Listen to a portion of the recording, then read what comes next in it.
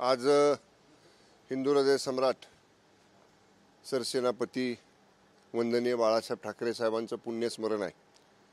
दरवर्षी आम्ही दौलतनगर या ठिकाणी सकाळी प्रतिमा पूजन आणि गरजू गरीब वृद्धांना, महिलांना, हातावर पोट असणाऱ्या गरिबांना धान्य वाटप, ब्लँकेट वाटप असं करत असतो।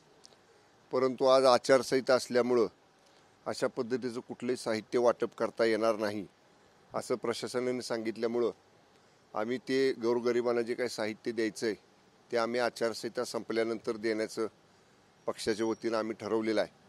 प्रत्येप्रमाणे आम्ही प्रतिमेचं पूजन केले, स्वर्गीय हिंदू हृदय सम्राट बाळासाहेब ठाकरे साहेबांना अभिवादन केले आणि समृद्ध महाराष्ट्र घडवण्यासाठी आम्ही जे काम हातात घेतलेलं आहे त्या कार्याला नेहमीच वंदनीय शिवसेना प्रमुखांचा आशीर्वाद आम्हाला मिळालेला आहे, तो मिळत राहावा अशा पद्धतीची प्रार्थना त्यांच्या चरणी केलेली आहे।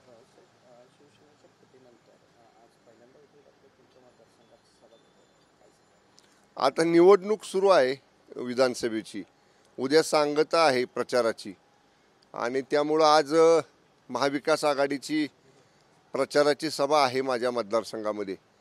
त्यामुळे त्या सभेला उबाटा गटाचे प्रमुख माननीय उद्धव ठाकरे साहेब येत आहेत। आता बघू, सभा संपल्यानंतरच कळेल काय नेमकं माननीय उद्धव साहेब बोलत आहेत। पण आम्ही जी उठावाची भूमिका घेतली 2-2.5 वर्षापूर्वी, त्यानंतर लगोलग महिन्याच्या आतच युवराज आदित्य ठाकरे येऊन गेले होते।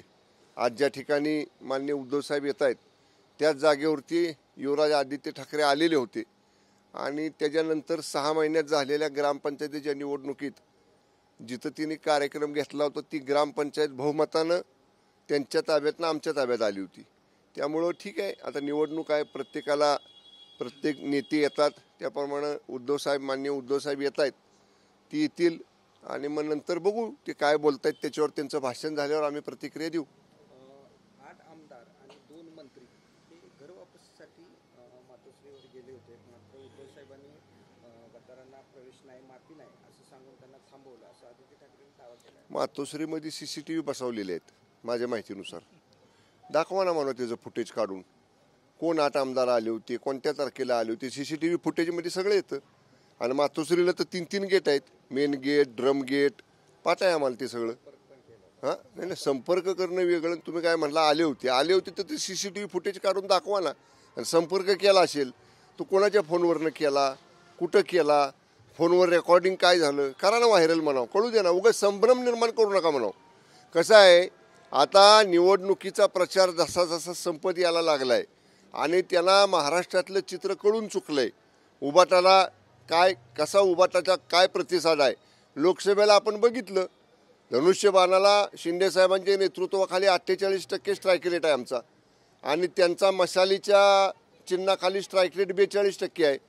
त्यामुळं आमचं नेतृत्व, शिंदे साहेबांचं नेतृत्व, शिवसेनेचं नेतृत्व हे लोकसभेला मतदारांनी स्वीकारलंय, विधानसभेला त्याचीच पुनरावृत्ती होईल आणि शिवसेनेचा स्ट्राईक रेट धनुष्यबाणाच्या चिन्हावरचा लोकसभेपेक्षा कितीतरी टक्के जास्त असेल, हे तुम्हाला निकालाच्या दिवशी दिसून येईल।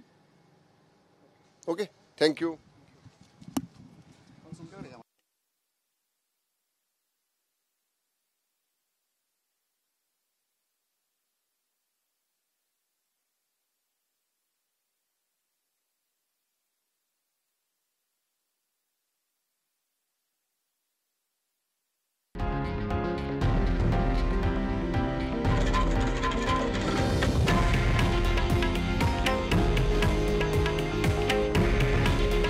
हे आहे देशातील नंबर 1 न्यूज नेटवर्क आणि आपण पाहत आहात TV9 मराठी। काळजी तुमची, हित महाराष्ट्राचं।